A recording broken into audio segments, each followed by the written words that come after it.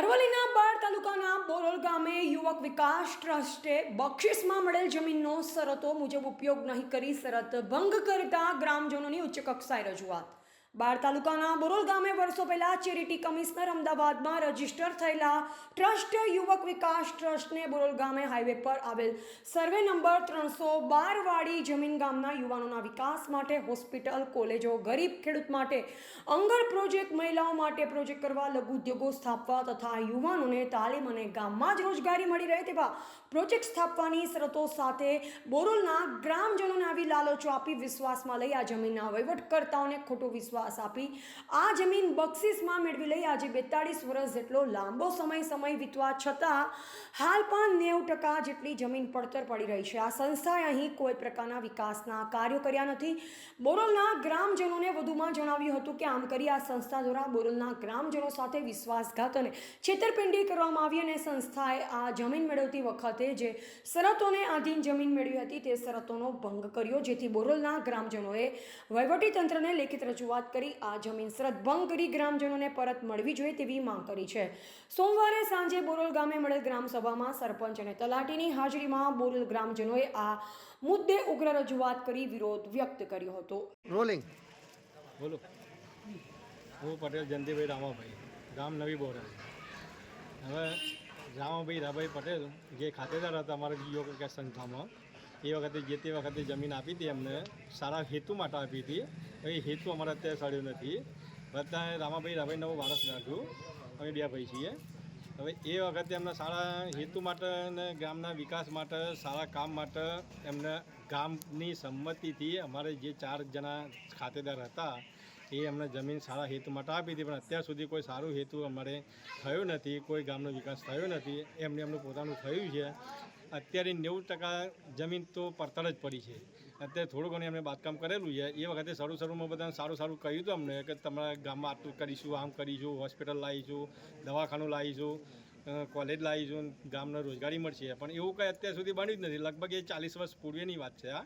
અત્યારે હવે અમારા ગામને જરૂરિયાત લાગે કે કંઈક વિકાસ થાય, ગામનું સારું થાય, એના માટે આ જમીન પરત મળે. અને એ લોકો અમારા 16 મુદ્દાને એમને કાર્ય હેતુ માટે જે એમને લેખિત આપ્યું હતું એમને કંઈ પણ કાર્ય થયું નથી. એમને 5-6 મુદ્દા એમને પોતાના કર્યા છે, બાકી અમારું કોઈ ગામ હિત તો એમને કર્યું જ નથી. એટલે એ જમીન અમને પરત મળે એના માટે જે લડત કરી એમાં અમે બધા સંમત છીએ. એમને વારસદાર રામાભાઈ રાભાઈના વારસદાર તરીકે હું આગળ થઈને આ બધું કરવા માટે તૈયાર, એમને સપોર્ટ કરવા માટે, ગામનું સારું થતું હોય અને સારા કાર્ય માટે હું તૈયાર જ છું.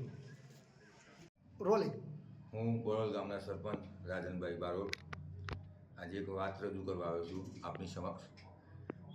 28/8/1980માં અમારા ગામની 24 વીઘા જમીન યુવક વિકાસ ટ્રસ્ટ અમદાવાદ દ્વારા અમારા ગામને બક્ષિસ કરારથી લઈ ગયેલી.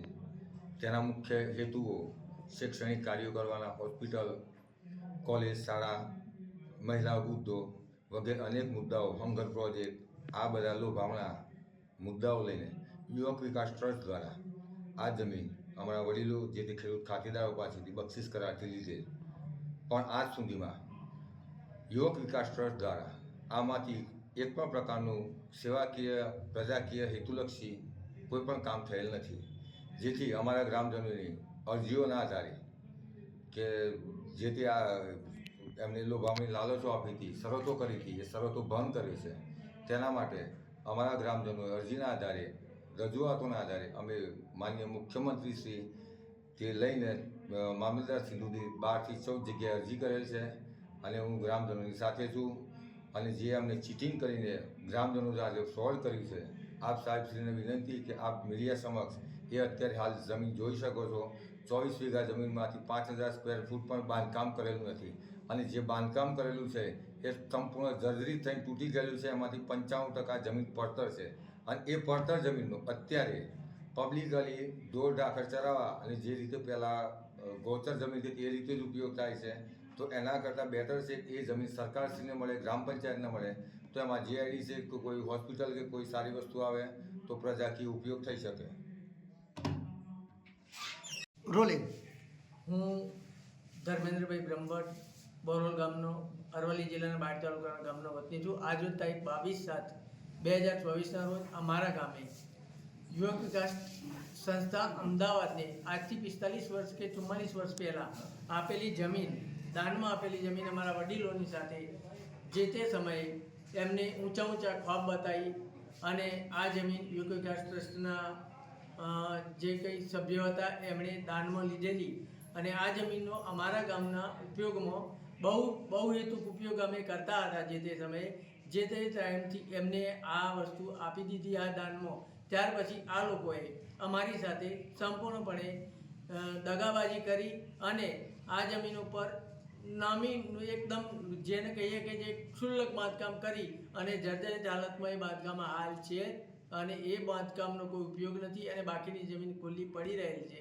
એ જમીન અમને ગ્રામજનોને અમારા સાર્વજનિક હેતુ માટે પરત મળે એટલા માટે કરી અને આજે અમે ગ્રામસભાનું આયોજન કરેલ છે અને એ ગ્રામસભામાં સમગ્ર ગામનો સૂર એક છે અને એ અમે પોતે અમારે જે રીતે ગાંધી ચિંધ્યા માર્ગે અહિંસક આંદોલન કરી અને આ જમીન પરત મેળવવાની થતી હોય એ અમે સુપ્રીમ કોર્ટ, હાઈકોર્ટ કે ગ્રામ્ય કોર્ટ કે જિલ્લાની કોર્ટમાં જવાનું થતું હોય અથવા તો મુખ્યમંત્રીશ્રી અથવા તો જરૂર જણાય નામદાર વડાપ્રધાનશ્રીને મુલાકાત કરી અને આ રજૂઆત કરવાની થતી હોય તો પણ અમે કરી અને આ જમીન પરત મેળવવા માટે તમામ પ્રકારના પ્રયાસો કરવાના છીએ અને ગામ એ બાબતે અમારી સાથે છે અને સરપંચશ્રી અમારા પ્રતિનિધિ છે અને અમે એમની સાથે જ છીએ. રિપોર્ટર દિનેશ પટેલ, અરવલ્લી.